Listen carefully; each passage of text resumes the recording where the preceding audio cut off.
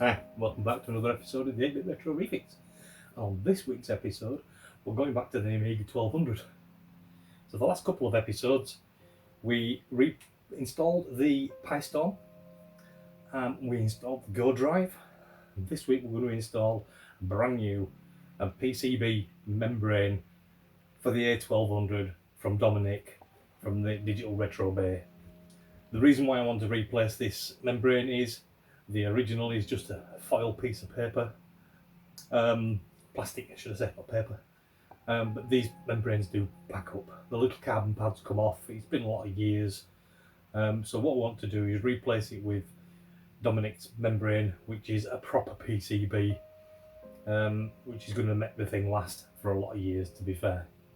So that's what we're going to do right now, so let's get on with it.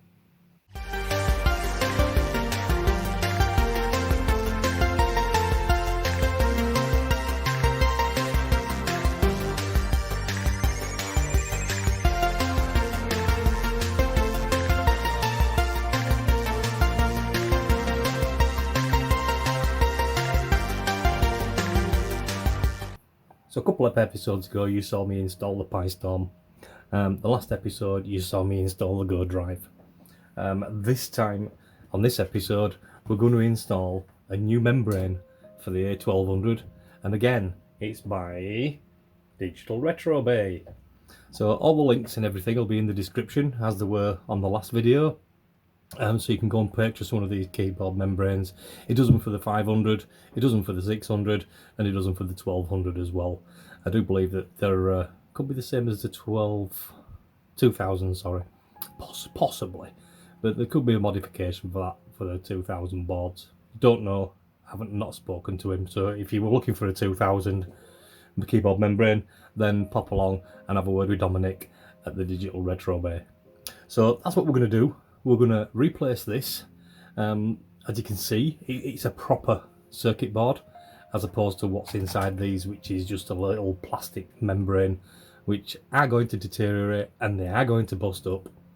And what Dominic's done, rather than having this little flimsy ribbon cable up here that we have to keep plugging in and out when we take it apart, he's modified it and changed it to this type of ribbon cable. So we've got a little bit of a PCB on the end there, so we don't need the little clip that you push down and clip over it. This just simply goes straight in and plugs into the keyboard, and that goes into your keyboard membrane. So let's get on with it. Let's strip this bad boy down and get that installed, and then hopefully, if Paul Vidz has released the AGS, which is the Amiga Game Selector ISO for the RTC, I believe, or a G, can't remember. Always make these things up and always mix them up. So hopefully we might have an SD card image with all the games and everything by the time that we'll finish this. If we do and he's released it, I'll show it at the end of the video. If he hasn't, that'll be in a future video. So let's crack on with this. So here we are with the keyboard. Let's just flip it over. And you can see we've got a lot of screws to take out.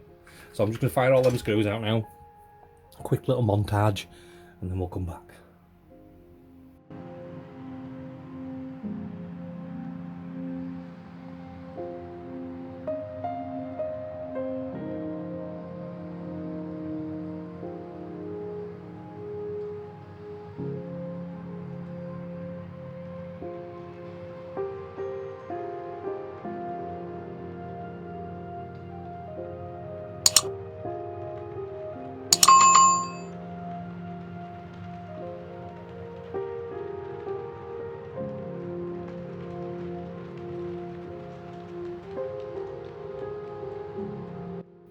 Right, so that's all the screws out of there. Let's lift this metal plate off, if it comes off. However it comes off. Now you can see that this little ribbon cable slides through the metal casing there, look. So you've got to be very, very careful when you're installing that. So this is your membrane. I will be keeping this membrane because the membrane does work. If I do get any other faulty A1200s in, I may replace it with this, or I may buy one of those to put into it. I would recommend buying one of those from Dominic's site, to be honest, and replacing it with one of those, because it's a proper circuit board as opposed to this piece of plastic that's got carbon pads on. So it is really as easy as that to remove.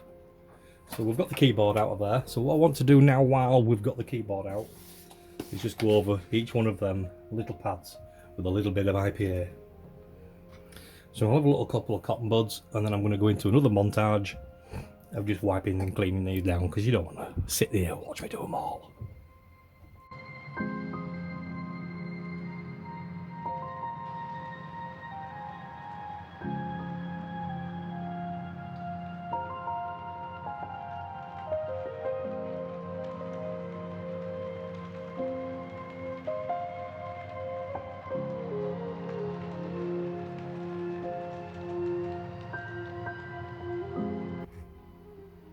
So that should be his keyboard done. Insane to the membrane, insane to the grain. So this is actually brand new, but what I want to do is just go over these points and make sure there's no greasy fingerprints on them or anything like that. Because we don't want to strip it down again, do we? Saskia! Oh, you won't like it. So there we go, that's all that installed. Should be able to get this keyboard placed into place now.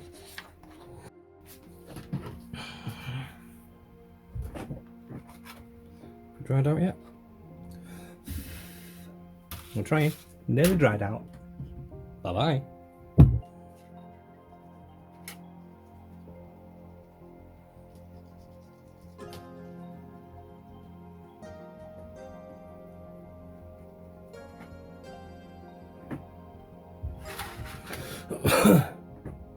You're back again then. So here we go. Just make sure that ribbon cable goes right in there. Can you see that it's not locked? Oh, it is now. It's just dropped in. So what you do is put that in there, pull them two ends down, clip them in place, and pull the middle in as well. Just make sure that the middle's pulled in as well as the outer clips have clipped down. And then that should have just gone in there nicely. We'll have a look. Yeah, it's gone in there nice, down to it's nice and straight, level, and that clips the whole the way down. So you need to put that on first, and then we can put this down on here like this.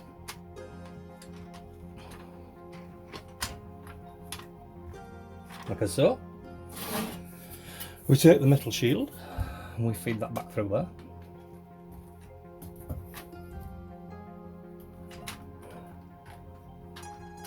Through down there, and we should just be able to sit that back onto there.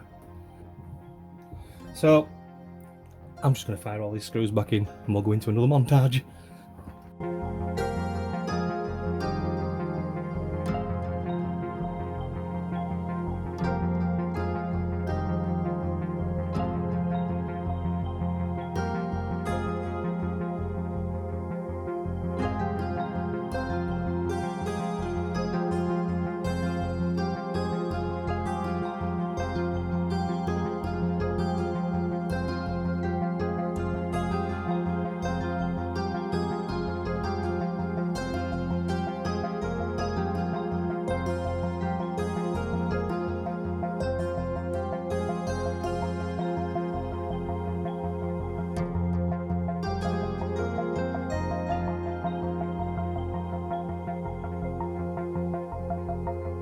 So that's all the screws in.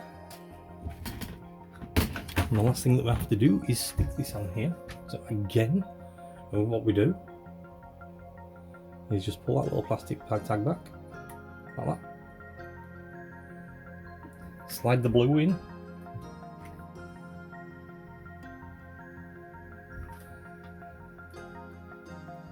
Slide the blue in so it's nice and level, and clip that back in again. But make sure you push the centre. And that's it. So what we have to do now is get this back in the Amiga and let's test it. Right, so we're back over at the Amiga. This is the old membrane that we don't need anymore. So let's just lift that top off, roll her back over there. Now, to do this, we need to remove that plastic cover, because we don't need that plastic cover anymore. And all we can do is slot that back in there, like that. And this plugs straight into the motherboard. Let's see if I can get you a better camera angle. Right, so you can see down there that all we do is we take that clip off and we just push that into the top there. Make sure it goes in and it clicks into place. That's it. We can pop the top back on. Like that. And then we will pan you up to the screen and let you have a look at the test of it. So here we are, all built back up again, and here we've got the Amiga test kit. So let's press F2 for the keyboard test, and we're going to go through them one by one. Try and do it quickly.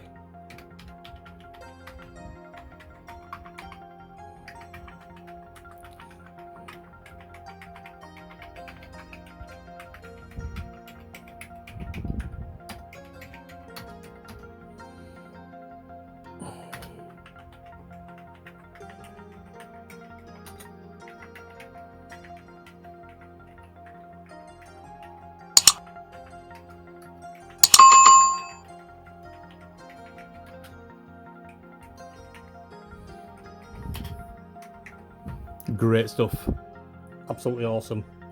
So we've got a brand new keyboard membrane in there, and it's all up and running.